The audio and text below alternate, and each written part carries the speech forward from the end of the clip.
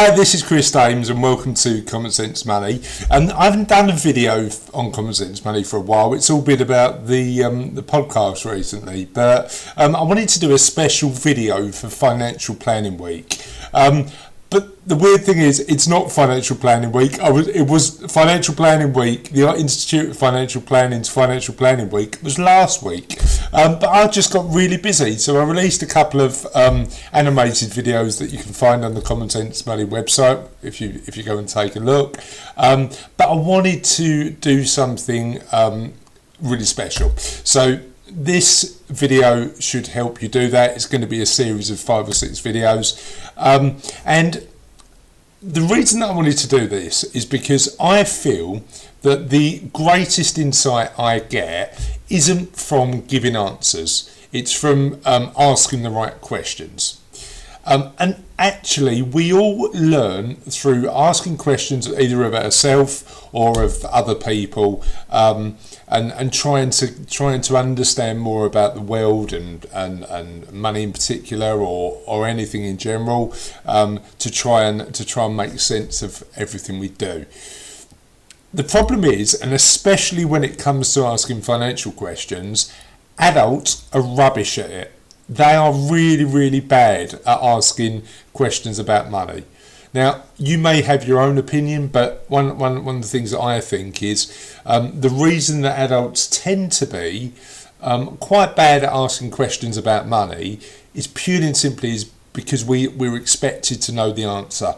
We're expected to be in a situation where the habits and behaviours and knowledge are meant to be standard for adults when it comes to money. And I don't think that's true. I think a lot of people get it right, more people get it wrong, and part of the reason is because we don't ask the right questions to understand more about that world. So, if we can't rely on adults to ask the right questions, where can we go? Well, I think the answer is children. Because I think children are far better at asking questions than adults are.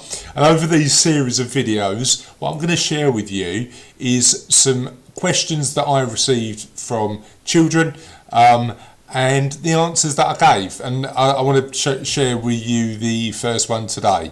So without further ado, the first question we had from our audience of children who put questions in was this one. Hello, my name is Jessica. What would you say rich is? Yeah, really interesting question, but not one particularly easy to answer. Thanks for giving me one that's so tough as the first one. What is rich? See, I'm not convinced that rich is all about money. My thought is that rich is more about leading a happy, healthy, balanced life. And that becomes from a comfortable balance between work and life, doing stuff you love, great relationships with your family and friends. And actually, let's not forget the money side is important too, because you want to have enough money to aspire to what you want to do and want to achieve both now and in the future. I also think that we shouldn't judge rich only in financial terms, but the way we help other people to improve their lives. However, there's no doubting that there's a financial element to being rich, to being wealthy. And the reason I say that is because doing all the stuff you really want to do is always going to be easier with money. The aim for most people is to build up enough money to ensure that they can spend their time doing what they truly love, and the way you get there is to try to achieve as much financial independence as possible. However, that doesn't stop them living rich, fulfilled lives today. There's nothing stopping you saying, this is how I'm going to make my life as rich as possible now, but also make sure that the experiences that I want, I can do in the future. I think the most important thing about having a rich life is just being intentional about it. Just having a plan, both financially and for your life, to make sure that you're spending your time as meaningfully as possible. And that's the step. That's the key step in terms of living a rich life, in my opinion.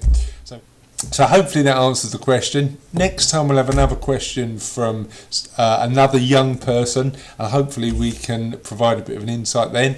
But until next time, I'm Chris Dames. This is Common Sense Money, and I'll see you next time.